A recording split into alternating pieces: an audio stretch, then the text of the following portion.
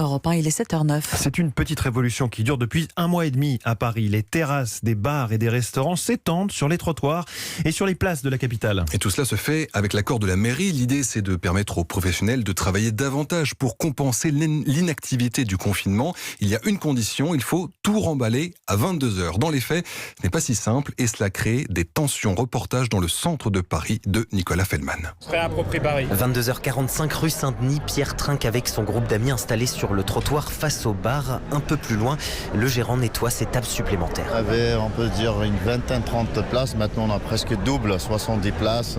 On n'a pas travaillé pendant 3 mois. Vous savez qu'on paye le loyer qui est cher. Et voilà, nous, comme ça, on travaille plus. C'est très, très important, surtout pour nous. On dit merci à Anne Hidalgo. Et s'il y en a bien un qui ne dit pas merci à la mairie de Paris, c'est Éric Roffet. Ça nous empêche de dormir. Il est membre du collectif de quartier Greneta-Goldoni. Donc il est 23h02. Et là, donc il y a des vraies rues sur lesquelles on constate qu'il y a des tables, des chaises, des parasols. Et on voit qu'il y a des installations de plus en plus permanentes. Enfin, c'est une injustice totale. On nous demande de respecter le travail de ces établissements, mais qu'en est-il d'autres travails? Enfin, on a besoin aussi de dormir. Je connais des personnels soignants qu'on applaudissait aux fenêtres il n'y a pas si longtemps et qui sont dérangés par le bruit, par les nuisances. La mairie de Paris parle de violations très limitées et rappelle qu'un numéro d'appel et une application sur téléphone baptisée Dans ma rue sont à disposition des riverains pour dénoncer les abus. Bonjour Dominique Feutry.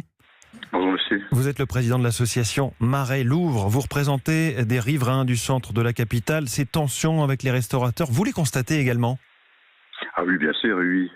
Ça, nous les constatons et effectivement, nous plaignons d'une chose, c'est que malheureusement, les règlements qui sont mis en place ne sont pas appliqués parce qu'en fait, il n'y a pas assez de surveillance.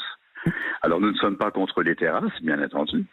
Il fallait bien que les restaurateurs et les bars rattrapent un peu le chiffre d'affaires qu'ils ont perdu. Mais pourquoi favoriser une seule profession? Un fleuriste, un marchand de prêt-à-porter, il n'a pas la possibilité de mettre ses étals sur le trottoir. Et par ailleurs, tout ça s'est fait sans aucune concertation avec les habitants. La mairie a décidé sans aucune concertation, et ça c'est ce qui nous surprend le plus, parce que finalement, les habitants, il y a du bruit, ils ne peuvent pas dormir. Et vous avez vu, M. Roffet, que vous entendiez tout à l'heure, a bien indiqué qu'à 23h et quelques, les bars étaient toujours ouverts. Et est-ce que vous craignez que la situation dégénère parfois? Je ne crains pas que la situation dégénère, parce qu'en fait, c'était déjà un vieux sujet. Mais ce que nous craignons, c'est que cette autorisation temporaire devienne permanente après le 30 septembre.